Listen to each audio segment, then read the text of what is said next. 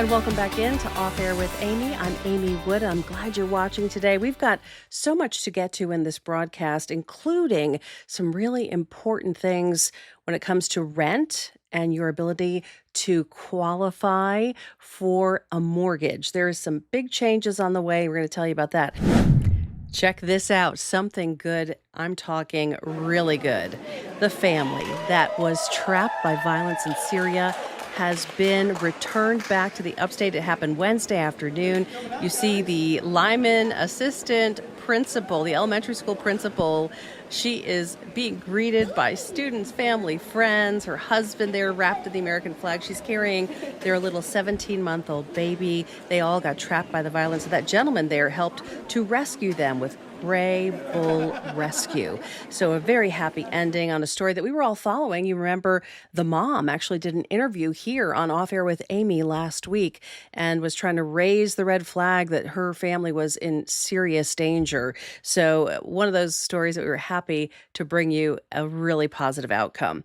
On the hot mic today, we're going to talk about mortgages. I have a very wonderful guest who's an expert on mortgages. Meet Andrew Evans. We've got Andrew with us who is dealing in this mortgage world. And there is this information, two important things. One more recent that if you rent over a long period of time, you can potentially use that history to help bolster your mortgage application. And on top of that, there's something else that happened in January that you've been hearing about as well, Andrew. So tell us a little bit more about what's going on that may help out potential homeowners. Yeah, thank you, Amy. So the other thing is with medical collections, as of June last month, June 2025, medical collections are supposed to not appear on a credit report. And so that is already in effect. The medical collection should not report on a consumer's credit report when they're applying for a mortgage loan. So we're excited about that. Absolutely. And then you have this piece of rental history potentially down the road here. I mean, this is a brand new finding that they are doing this in the Trump administration through FHA and other loan programs. Talk a little bit about what that could mean to someone who is renting and what they need to keep in mind if they're trying to apply this in any way toward their future home buying. Yeah, so anytime there's a positive change like this, the industry as a whole, we get excited because we like to help people that want to buy a home with a mortgage loan. The way that this should work, from what I've read with Fannie Mae, is that if a consumer has no credit or a zero credit score, and they've been making their rent payment on time for at least 12 months, and their rent payment is at least $300 a month, we're hopeful that this will go into effect. I don't believe it's gone into effect yet. We're still waiting at our bank to get our marching orders on how to implement this. But the way it works is for a consumer that doesn't have a lot of credit, we should be able to use their credit history to benefit their credit score and help them get a loan for a home. Yeah, and this does not take care of your problems if you've got a whole bunch of credit issues out there, right? This is something that could, if you're kind of struggling to kind of prove a track record, this is a way to help to do that. Yeah, you're correct. If somebody has derogatory credit, this alone will not help them. We're still going to have to work on their credit and either help pay some stuff off, get stuff fixed, or they'll have to build maybe what they've damaged. But if they have no credit or a zero credit score, from what I've read from Fannie Mae, this should be something positive to help them get a mortgage loan to buy a home. Well, it's encouraging because we hear those stories of people who are in rentals paying, $2,000 or more a month, and they could buy a home for $1,700 a month, but there's this problem, right? That they can't seem to cross over the bridge to get there. Yeah, absolutely. And if I could make a recommendation, when somebody is paying their rent or any other bills, it would be best for them to pay it in a way we can document. So no cash. Okay. Cash is fine. It's legal tender, but it's always best to make your payments with something that we can track. So like through their bank statements, if it's a Zelle payment, that's fine because we can track that through their bank statements. 12-month history is very beneficial. But that's really important for people to be organized when they're paying their bills, pay their bills electronically so we can track it, and be consistent. A 30-day late can cause a lot of problems in the mortgage industry in the last 12 months, especially All on right. anything, but especially their rent payment. Absolutely. And when it comes to the medical debt, because that has been a really historic problem, you have seen that pop up, right, in the past. So you now know that this is actually in effect because you're not seeing it pop up anymore, are you? Yeah, so this went into effect last month in June, and yeah, correct. I have not seen as many medical collections on the credit reports I've pulled since June. So that is good. That is Yeah, good. that's a change. Medical Well, services are not cheap. yeah, Yeah. and there are so many people who want to buy and would like to be paying towards something they own versus just throwing that money out to a rental company. So I guess this is a positive for people's potential economic strength. Absolutely. We want to encourage home ownership, and for those that um, if they're not sure if they can purchase, it's always about credit, income, and assets. So Okay, anytime they apply with a mortgage loan or for a mortgage loan with a bank, a credit union, mortgage company, mortgage broker, usually the conversation is going to surround around those three things: credit, income, and assets. And I would encourage them to call if they know somebody that's in the mortgage business, or if they have a real estate agent that can refer them to a mortgage lender. This is what I do for a living, but we sure. have conversations all day long with the consumer about credit, income, and assets. And they're simple conversations. Some people are afraid of those. Hmm. And my encouragement would be, don't be afraid of that conversation. Have the conversation. Just get your questions answered. Let the mortgage originator, like myself, ask the questions. And it's really the only way to get there. If you want to see if you can apply for a home or apply for a mortgage and get it, that conversation has to be had. Credit, income, assets. Absolutely. Thank you so much for joining us. We appreciate it. And we're going to keep the hot mic open today because I'm going to pull in our favorite expert on medical topics, Dr. Cedrek McFadden, to talk about this crazy scenario, terrifying. A man sucked into an MRI machine and killed because he was wearing something metal. So we're going to talk to Dr. C and get some perspective on exactly how this happens. Gentleman who was sucked into one of these MRI machines and died. I mean, it's just a terrifying thing. And this can happen when you wear the slightest amount of metal or anything that's kind of going to get magnetized toward the machine. And I don't think most of us understand the force of one of these machines, like how really violent that can be. Right. I mean, these machines are very powerful, and it's really about the strength of the magnet. I mean, these are thousands and thousands of times stronger than that generic one that you have in your kitchen. Sure. Hmm. These are much stronger, and intended so. I mean, they are designed to allow doctors and your medical care team to see certain parts of your anatomy to help diagnose and to treat problems that you have. So it's really useful technology, and there's a lot of misconceptions, and obviously the stories raised a lot of concern Sure. and attention and brought attention to, I think, something that we can talk about just being safe and deciding, when do you get right certain tests, and what are the parameters that you need to consider when getting them. And I'm just going to talk from the heart here. I've always been afraid of this happening. I don't know why. It's just one of those things. I have only had a Afraid couple of of what happened.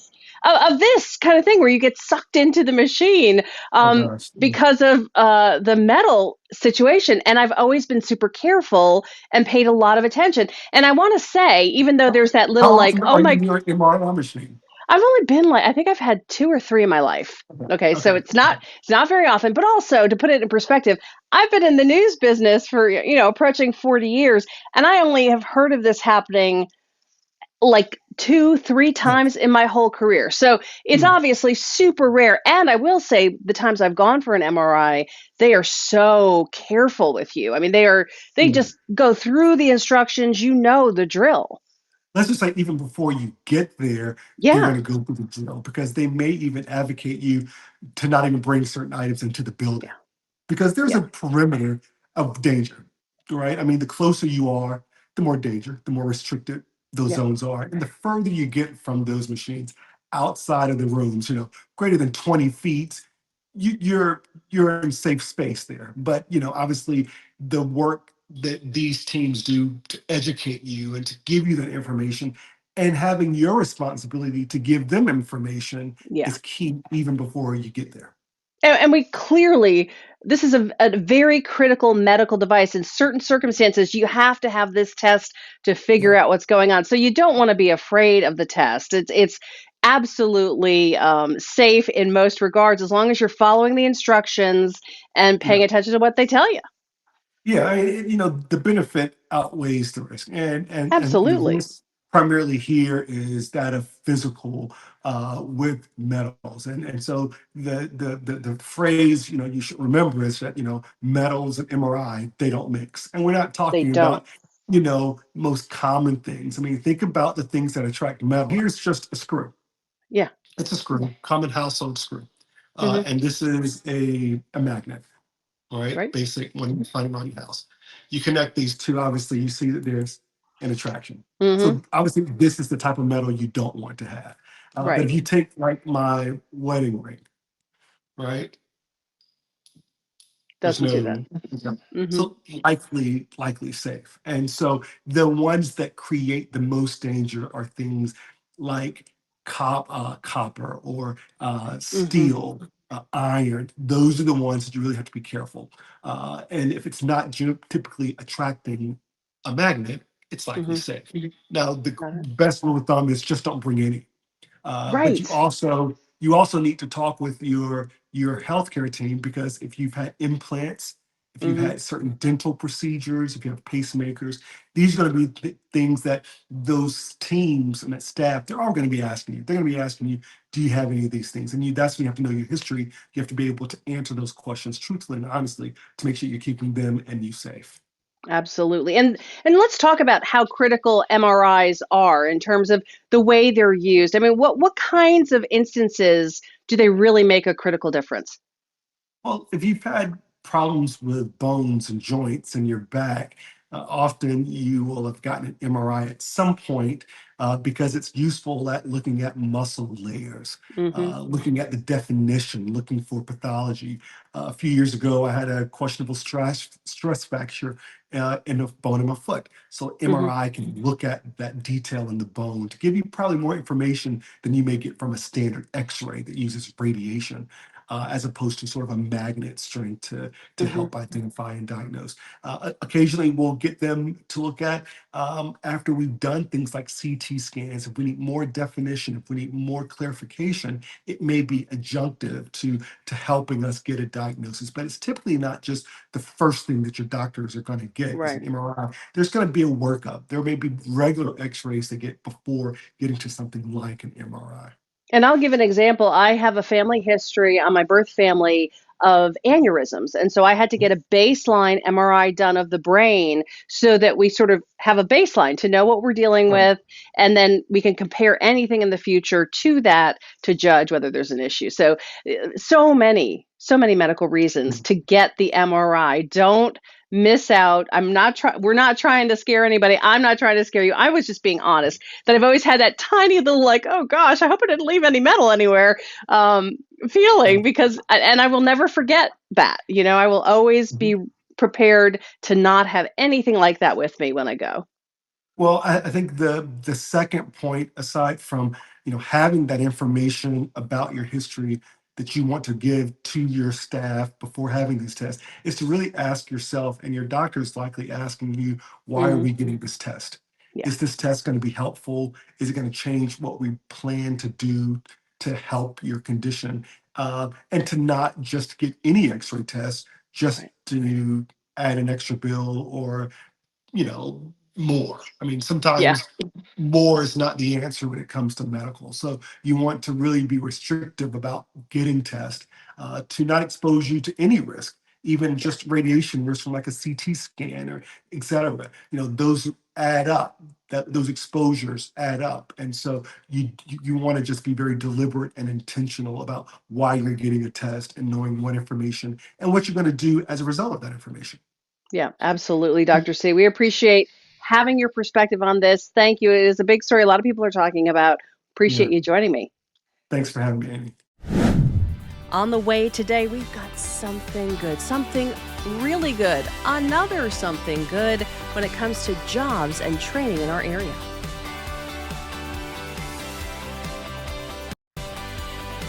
And welcome back into Off Air with Amy and Something Good. We always like to finish with something that's positive, and I've got a new program to tell you about that could really change things for a lot of people in the upstate, giving you skills and job opportunities you may have never dreamed of. So check this out. I've brought in a representative with Goodwill Industries. They do a lot of training, and they're here to explain your new opportunity. Welcome in to Monique McDaniels. We are giving you a moment today to talk about a really good thing happening in the community, which is a new program that is going to arm our workforce with some new skills that I guess are going to be in hot demand these days.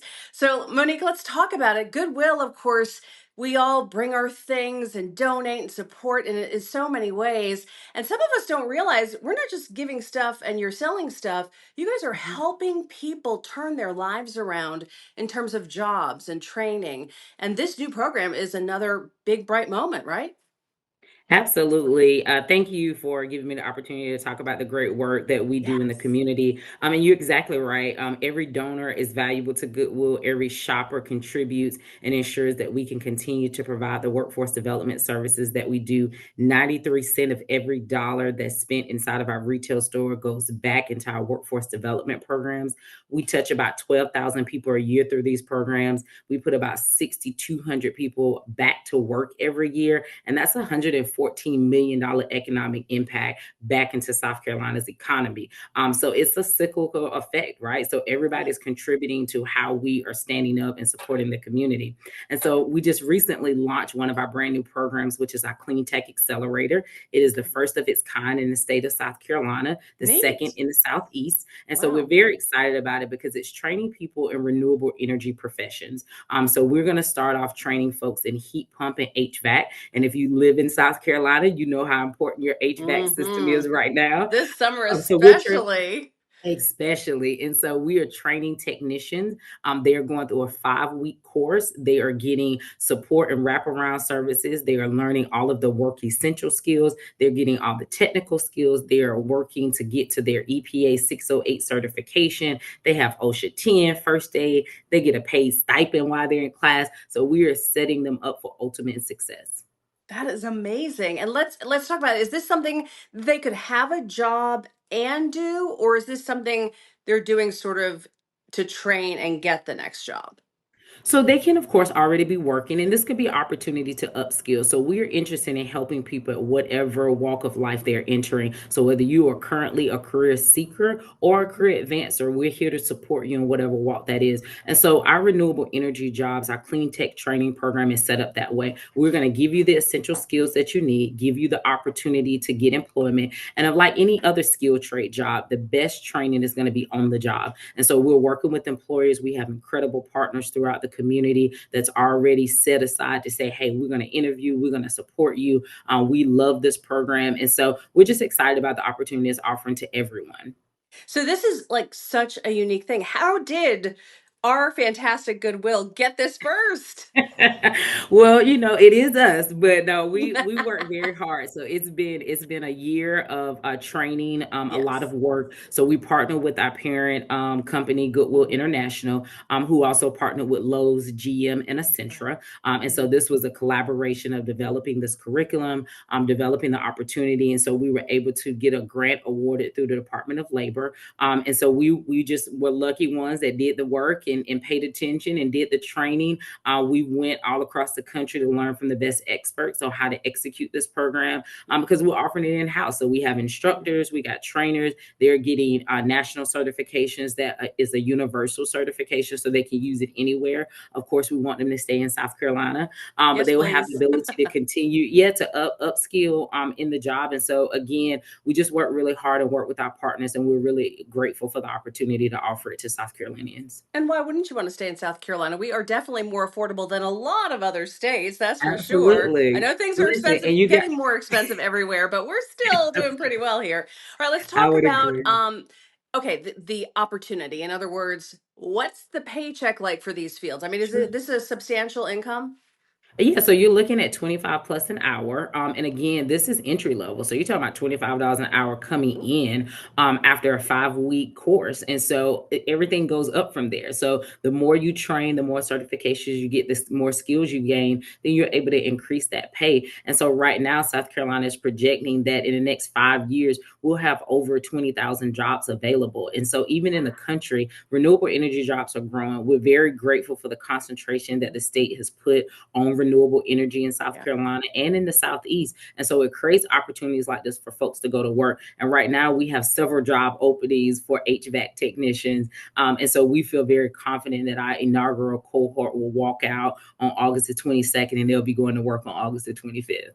Wow, so they're already underway. This is great. Okay, so if you're listening and you know someone who might be perfect for this program, or you are that person, what do they need to do? So go to our website, goodwillsc.org. We have all of the information there. You can call 877 Let's Work and someone will guide you through the process. Every Wednesday at 9 a.m., we have an information session at our North Pleasantburg store. So if you want to come in person and learn about it, you don't have to pre-register. You could just show up. We have individuals there that can talk to you about it. Our next class starts on September 15th. So don't wait. Go ahead and visit us on our website and send an information form in so someone can contact you, give us a call, send us an email, follow us on social media, North Yes. Pleasantburg in Greenville. So please, stop by and visit so that we can educate you about this opportunity. We are taking applications for our next cohort. We had to turn some folks away in this first one. And so we know that folks are interested in it. And again, it's just a great opportunity. And what I'll say about this first cohort is that I'm very, very proud of them, that we have over half the classes under the age of 25. So when you talk Wow. about young people getting back in skills trade, we are doing that. So we're getting them ripe and ready to go into the workforce for the longevity of it all. That is fantastic. So, when it comes to that number you gave out too, what was it was a simple number to call. What was it? 877 Let's Work. Okay, so you can also find out about the other workforce training, right? Absolutely. There's Yeah. more than Our web- this. Like this is oh, not the yeah, only thing they absolutely. offer. We don't. We have a plethora. So we have over 20 plus training programs. We Wow. bucket them into career pathways. So we have a tech academy. If you're looking to get into the IT field, it is an entry level field. We're offering courses through CompTIA and Cisco. So you're getting your A plus, you're getting your network security. We're training people who want to eventually get into cybersecurity. Yeah. We have a healthcare pathway. So individuals that are interested in going to the healthcare field, our Yes. transportation and logistics, clean tech, you heard me talk about already. So again, we just have a plethora of opportunities. Much. Our skills trade is a program that's growing every day for folks that want to get into construction and manufacturing and plumbing. And so again, just opportunities for folks to gain skills. Even if you're already in the workforce, we can help you upskill so that you can get that advancement in your job. So career advancers, we're always looking. We have a virtual platform that's on our website. So if you want to Nice. just do some career exploration on your own time Yeah. and not necessarily need a coach with Goodwill, we have a resource for you there as well. That is fantastic. Thank you so much for helping us understand what's available. And congratulations on the new program. Very exciting. Thank you so much. We really appreciate the support and thank you for the awareness as well. Thanks so much for watching 7 News and Off Air with Amy on WSPA Plus. I'll see you on the air this week. We have so many good things on the way. And I hope you'll be watching right here on WSPA Plus and YouTube next week.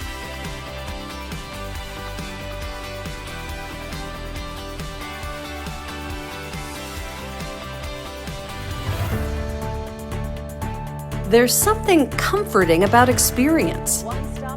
It prepares you, makes you wiser, ready for anything. That's why 3 decades later, I still love to keep you informed. Your trust is everything. Watch Amy Wood on 7 News. Weekdays at 4, 5, and 6 p.m. We want to get to that immediately.